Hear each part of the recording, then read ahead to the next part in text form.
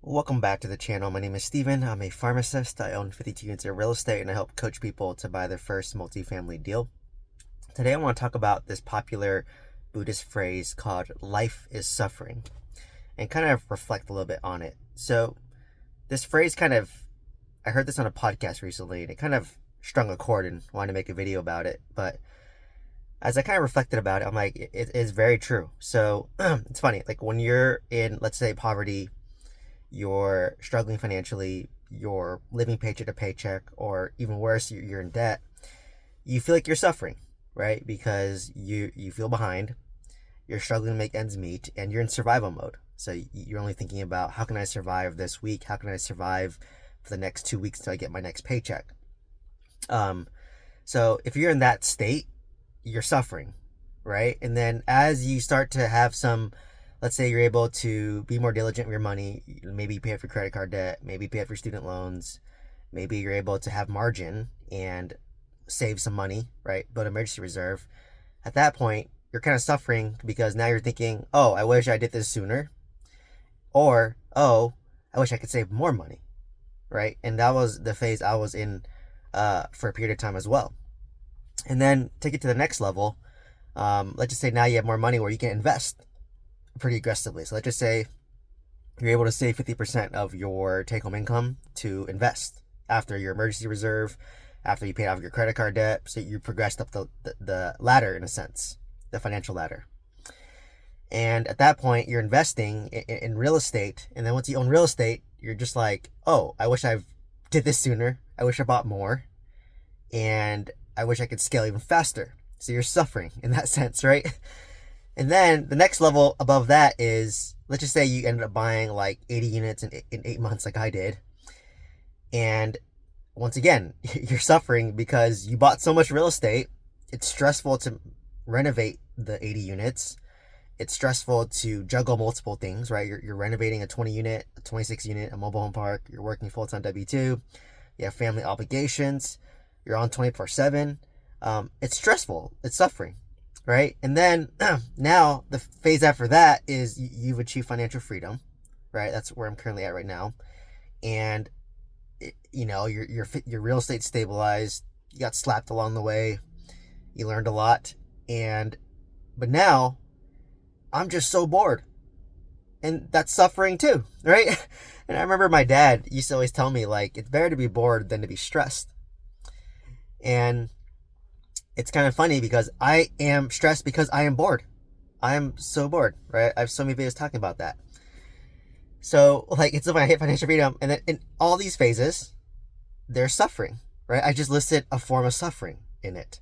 So just because you build more wealth doesn't mean you're free of suffering. And even the next phase. So let's say my next phase for me is whatever. Let's say I sell 2 single family homes, take the equity, pay off my primary residence, pay off my 2 apartments, increase my cash flow by about $5,000 a month, no mortgage. I leave my W-2 job. I'll probably find something else to like that will create suffering for me. Maybe I'm bored. Maybe I just feel like, I'm not utilizing my full potential, right? So, I don't feel like I'm contributing to society. Like whatever it looks like, that's the next phase. There's gonna be suffering, and then there's always some like form of suffering. So it's kind of like freeing in a way to think about it and then realize, well, regardless of what phase you're at, you're suffering. And even the phase that you're striving towards, there's still a level of suffering. So I think it's very wise that the Buddhist, phrase was life is suffering. So, I mean, with that, it's just like, accept that suffering is normal. And like, you should never be free of suffering is kind of the takeaway that I get. So even at my level, I'm suffering. The level below me was suffering. And the level above me, they're suffering. So it's kind of freeing just knowing and realizing that. So if you are motivated by trying to remove suffering, then there's no point because suffering will just change to something else, right? Like your problems don't go away. They just expand. I have a video like talking about that. Your stress doesn't go away. Your stress just expands.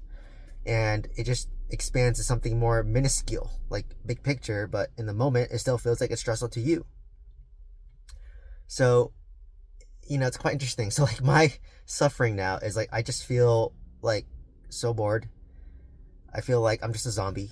Like, you wake up, get ready, go to work, go home, um, watch some TV, go to the gym, spend time with my wife, go to sleep, wake up, repeat. And like, it feels like the same every day. And like, my days are flying by. Like, literally, like, I just remember 2025 just starting, and now it's like more than halfway done. So it's just kind of weird, kind of going through life like feeling like a zombie. And like, I still create content every day. I still look at real estate every day. I go to work. I, automate my investing, where I'm like investing probably like 40-50% of my take home income automatically. But like, to me, like, this is so normal for me that it's almost on autopilot. And it's autopilot to the point where I'm like bored, because our brains are trained to be very efficient, and lazy in a way. So it's just like I always have to find something new to stimulate myself. But my job, used to it. My real estate investing, I'm used to it. My investing, I'm used to it. My workout routine, I'm used to it. So like, it's hard to find like this constant like new stimulation.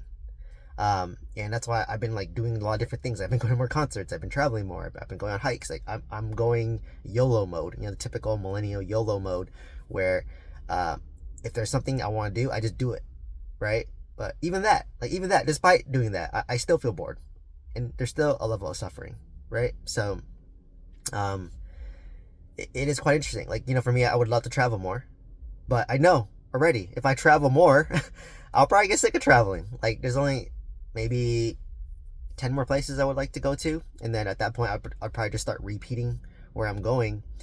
And traveling gets tiring too, right? Where my sweet spot's probably maybe 3 to 4 weeks of travel, and then after that it's nice to be at home, right? So you travel 3-4 weeks, stay home 3-4 weeks, travel 3-4 weeks, stay at home for 3 to 4 weeks. But like I said, always being on the road, living out a suitcase, after a while that probably gets stressful, right? Because you're always on the move, and you always have to eat out, and maybe you miss home cooked meals. So it's quite interesting. Like, every decision you make or want, there's gonna be some form of suffering with that. So it's quite like kind of humbling in a way, right? Like, in my estimation right now, like, I have everything that I ever wanted, right? Like, I live in a nice house, married to an amazing wife. I can travel whenever I want. I can buy whatever I want, essentially, within reason. I could do what I want when I want it, because I don't have kids yet, and have a job that stable income, but comes with pros and cons. But it is what it is with a W-2. I have a car, a Tesla, that like drives me to work, with autopilot. So it's just very, very, I'm in a good place, right? Like, you can't complain. And even, and I thought about this recently too, like, I lost $100,000 on my mobile home park, and my quality of life has not changed, right? When I owned the mobile home park and I was losing $10,000 a month, I could still travel where I wanted. I wasn't in credit card debt. I could buy when I want, when I want. I could go eat whenever I want. Yes, I was like feeling depressed, but I think it was mindset, right? Because if I looked at a big picture, like, looking back now, in the moment I was depressed, but looking back now, I'm like, wait a second, I literally lost $100,000 in the worst real estate deal that I've done, and my quality of life has not changed before and after. And it just would have been mental, right? Like, I just was mentally feeling shitty because I was losing money. But in reality, I was still traveling. I was still going out to eat. I was still doing things. I didn't sacrifice much. Maybe I sacrificed maybe one vacation because I was just feeling like very depressed and anxious and mopey. But like, I still could have afforded it financially. Like, it was just emotionally, I wasn't as there. But now that I look back, I'm like, wow, I lost $100,000 and my quality did not change before or after. Like, like, financially at least. So it's kind of freeing knowing that, like, wow, like, I could take a bet, lose money on it, and still be fine. So is it really suffering at that point, right? So like, I'm trying to like reframe myself, in this period of boredom, to like be more reflective, be more philosophical, and like really pivot and change my mindset, if I'm being honest. Because like, when you kind of see it at a big picture, like, and break it down very simply, it's like, wow, I literally lost $100,000 and my quality did not change. There's a lot of people who losing $100,000 They lose everything. They would lose their house. They would not be able to fend for their family. But if that was my situation, I probably not taking the bet, right? I would not taking as big of a bet on it. Or if I did take the bet, I want to make sure that I could afford to take that bet.